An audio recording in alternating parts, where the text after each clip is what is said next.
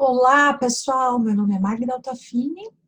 Eu sou psicopedagoga clínica, especialista em neuropsicologia e hoje nós vamos dar seguimento à nossa série de transtornos neurológicos e psiquiátricos. Hoje nós vamos falar de transtorno do espectro autista, que antigamente se chamava autismo. Vamos para os critérios diagnósticos? Então vamos lá. Primeiro, déficits persistentes na comunicação social e na interação social em múltiplos contextos. O que significa isso? Então, a pessoa tem dificuldade em se comunicar com as outras pessoas, né? E interagir socialmente. Em múltiplos contextos significa que ele tem dificuldade, inclusive, na família, com seus pares, enfim, em vários lugares, né? Não só num ambiente que ele não conheça. Um outro critério diagnóstico são os déficits na reciprocidade socioemocional. Ou seja, a pessoa tem dificuldade em compartilhar interesses, emoções ou afetos e de responder a interações sociais. Então, tem dificuldade de expressar e, muitas vezes, de reconhecer as emoções, né? Ou o afeto de outras pessoas, né? Então, ele não tem aquela reciprocidade, não demonstra emoção e nem percebe a emoção no outro, né? Um outro critério diagnóstico é um déficit no comportamento de comunicação verbal e não verbal, integrada à normalidade no contato visual e linguagem corporal. Então, pessoas que têm transtorno do espectro autista, eles normalmente não fazem contato visual, tá? E tem déficit também nessa linguagem pessoal. Tem problemas também na compreensão, muitas vezes não compreende muito bem o que a gente está falando, né? E uso e ausência total de expressões faciais e comunicação não verbal. Então, eles não têm aquela expressão facial, né? Muito perceptível, assim. Certo?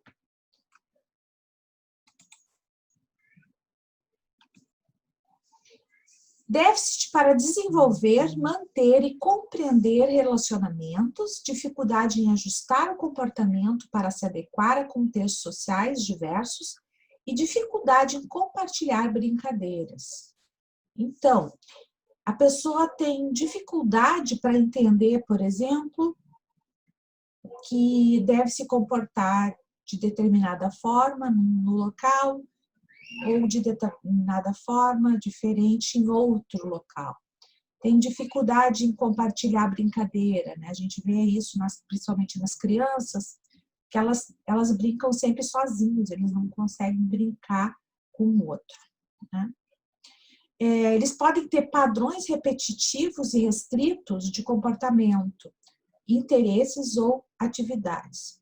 Normalmente, os sujeitos que têm transtorno do espectro autista, eles gostam de brincar sempre com a mesma coisa, ou têm um interesse muito grande, fora do normal, sobre algum assunto, ou alguma atividade também.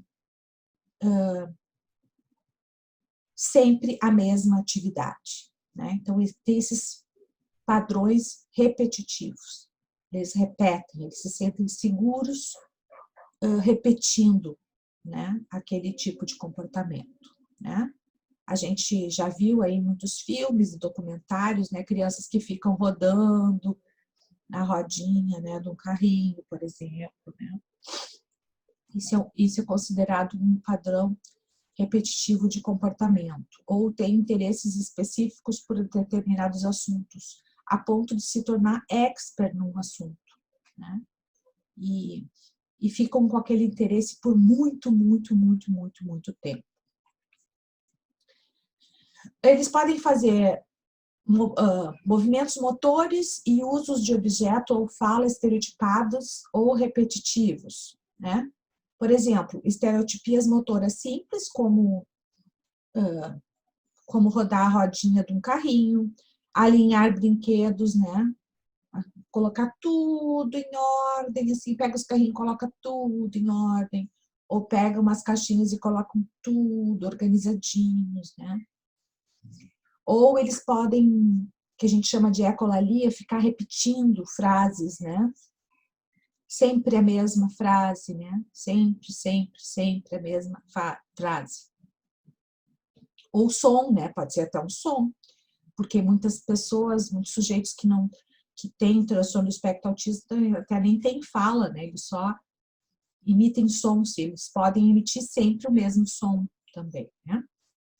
Insistência nas mesmas coisas, adesão inflexível a rotinas ou padrões ritualizados de comportamento verbal ou não verbal, como sofrimento extremo em relação a pequenas mudanças, dificuldades com transições, padrões rígidos de pensamento, rituais de saudação, necessidade de fazer o mesmo caminho ou ingerir os mesmos alimentos diariamente. Bom, essas pessoas, essas crianças, esses adolescentes ou adultos, eles têm um padrão rígido de comportamento. As coisas têm que ser sempre da mesma maneira.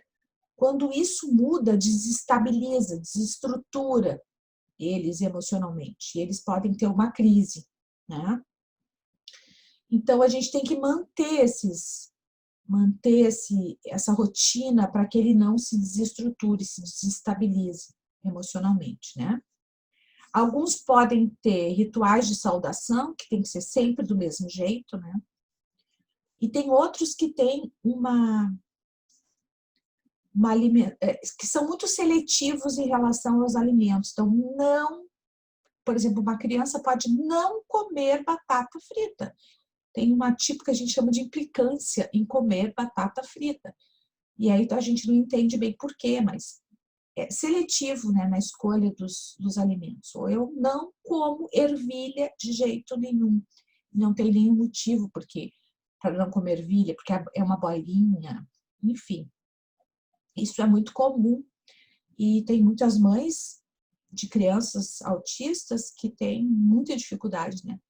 Porque algumas crianças têm muitas restrições alimentares, porque não aceitam algum tipo de alimento que tem uma determinada cor ou que tem uma determinada consistência, né? Eu já vi crianças autistas que não comiam nada que tivesse que mastigar muito, né? Então só comiam papinha. E não era nenhuma dificuldade com a questão da deglutição, não era nenhuma dificuldade a questão de mastigação, não, era simplesmente porque ele não aceitava aquela consistência mais dura de algum alimento, né? Interesses fixos e altamente restritos que são anormais em intensidade ou foco. Então, como eu falei anteriormente, interesse em determinada coisa, mas é só, né? Como eu acho que eu já falei em outro vídeo, a criança, por exemplo, ela se interessa por poste, daí ela vai pesquisar tudo que tiver sobre poste, ela só fala em poste, né? Ou qualquer outra coisa, pode ser dinossauro, enfim. Mas isso tem que ser fora do normal, né? Em intensidade, né? É só isso. Ou hiperfoco, né? Então a pessoa não consegue pensar em outra coisa. Porque é natural, por exemplo, que uma criança de determinada idade goste muito de dinossauros e queira pesquisar sobre dinossauros, mas chega uma hora que isso deixa de ser novidade e a criança muda. Isso é o normal. O que não é muito normal é ficar anos e anos com aquele mesmo interesse. As pessoas com transtorno do espectro autista, elas podem ter uma hiper ou uma hiporreatividade, já vou explicar o que é isso, a estímulos sensoriais ou interesse comum por aspectos sensoriais do ambiente. O que é uma hiperreatividade a estímulos sensoriais? Ela pode ser muito sensível, né? Por exemplo, à luz, ou hipersensível, ter uma hiperreatividade a barulhos, né?